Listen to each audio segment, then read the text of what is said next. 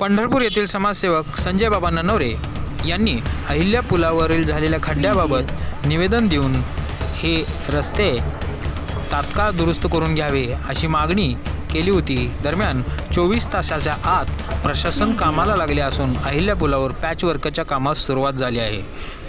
तर स्वतः संजय बाबा ननवरे यांनी उभारून हे काम पूर्ण करून घेतले आहे।